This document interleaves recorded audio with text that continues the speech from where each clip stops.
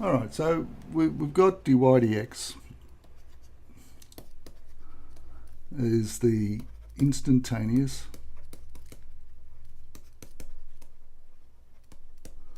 rate of change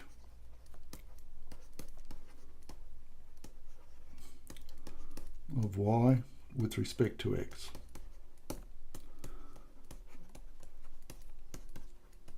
Okay, now that's a lot of words in there, but it's a rate. Dy dx is a rate of change of one variable, y, with respect to, so as we change x, it's how fast y is changing. That's what dy dx is. We've done the definition from first principles, and that takes quite a bit of work to just do each of those, but there are a table of derivatives which you should memorize. But before we do those, let's just have a look at a couple of basic ones. If you've got y equals 6, now from memory, the graph of y equals 6 would be just a straight line through the point 6. dy dx is the instantaneous rate of change of y with respect to the x, and it is the gradient of the function. Here we've got y equals 6, parallel to the x-axis here.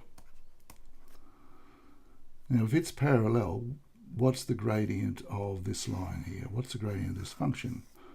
Well, you know that it's equal to 0, isn't it? Because there's no rise, it's just straight across, so it's all run. So the rise will be 0, the run will be whatever, how far you want to go across. So dy dx,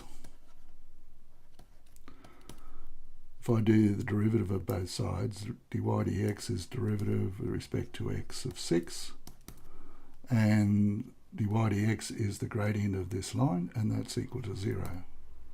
Now it doesn't matter what value here, I chose 6, but it doesn't matter what value I chose there. And the derivative of any constant, so this is a constant, is equal to 0. So derivative with respect to x of, say, c equals 0, where c is a constant. So if it doesn't contain x, the derivative is going to always be 0. It doesn't matter whether it's positive or negative. The negative is just a line parallel to the x-axis down here, so the derivative of any constant is equal to 0. Let's also have a look at y equals, say, 3x. What does that look like? Well, y equals 3x, y equals x is a 45 through there, 45 degrees to the x-axis. Y equals 3x is a lot steeper. So here's my y, and here's my x. This is my y equals 3x. And we know that from our y equals mx plus c, that m is equal to, in this case, c is equal to 0 because it goes through the origin, and m is equal to 3. So the gradient is always 3. Okay, so let's have a look over here. So we got derivative dy dx, find the derivative of both sides, is the derivative with respect to x of 3x. Now we have said that our answer's got to be 3. Okay, so it's just the number before the x. And likewise, if you had y equals negative 2x, so if y equals negative 2x, dy dx is equal to derivative with respect to x of negative 2x, and that's equal to negative 2. Okay, because that is the gradient there of y equals negative 2x. So it looks as though a rule would be derivative with respect to x of anything times x, just x here, not x to any power, will be just equal to the coefficient, and indeed that will be the rule. All right, so there are a couple of basic ones. Let's have a look at our table of derivatives, and these are ones that you need to memorize. You need to keep, there are more than this. These are the basic ones to get us started in this course, and in future courses you will actually come across more than this. So if this is y, and as you know, y is a function of x, then this will be dy dx. Now another way of writing the derivative, if you're looking at, say, f of x, is f, sometimes called prime. It is a small little comma up there of x, f dash of x, sometimes said, f dash of x. So it's not a 1, but it's sort of like a little comma up there. Quote. So if y is a function of x, dy dx, or all of these are just the derivative. Now we've already said derivative of a constant. Now c is a constant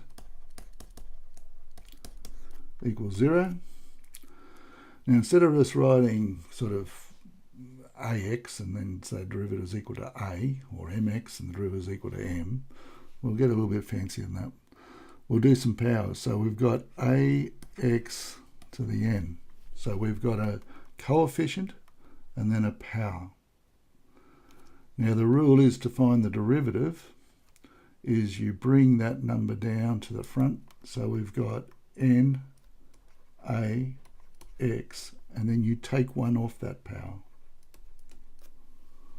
And we'll do some examples of those a little bit later. So the derivative of ax to the n is nax to the n minus 1. That's an important one to remember.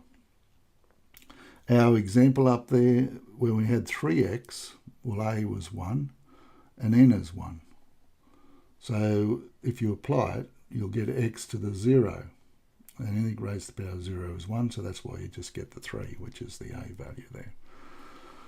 All right, so another couple, sine x, and I'm going to do this without any proof or anything like that. The derivative of sine x is cos x. It's probably pretty easy. Sine goes to cos. The derivative of cos x, not so easy, is not sine, but negative sine x. Now that one can trick you up if you're not careful. Derivative of sine is cos. Derivative of cos is negative sine. The exponential number, e to the ax. Now, a is a constant.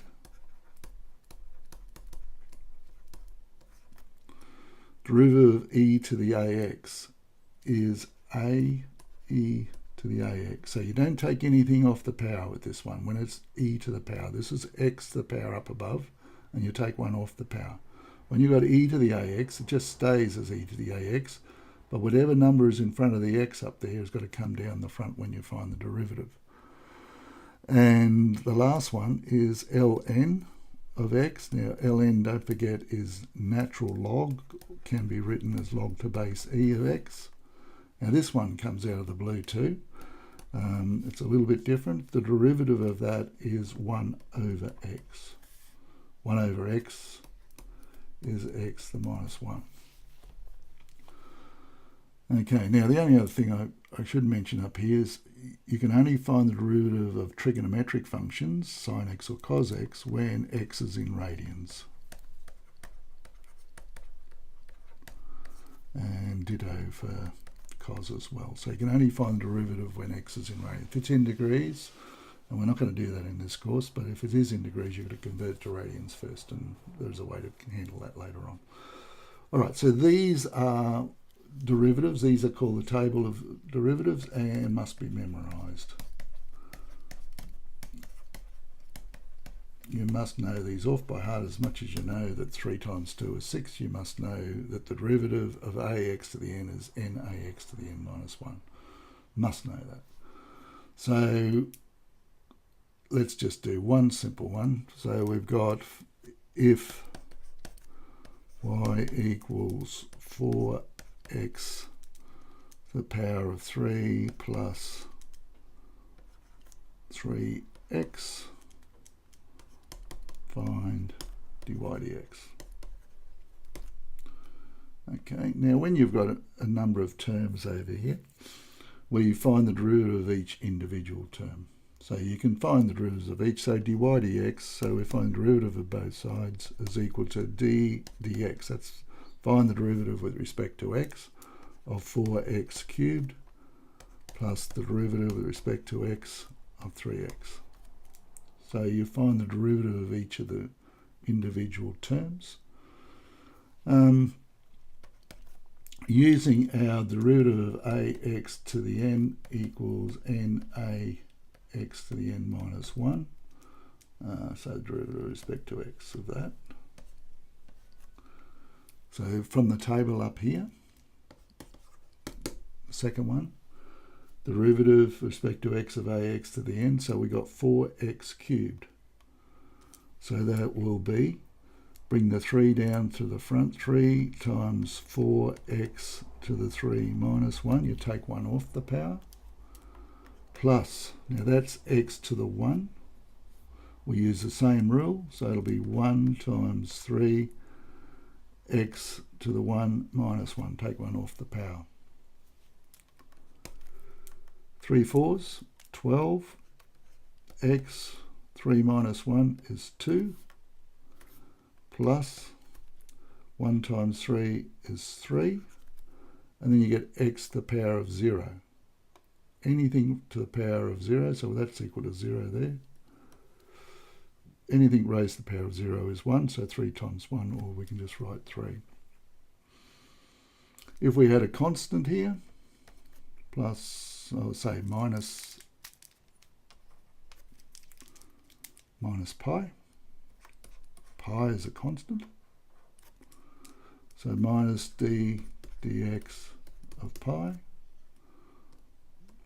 And derivative of any constant is equal to 0. So we'd still get 12x squared plus 3 when we've got the derivative.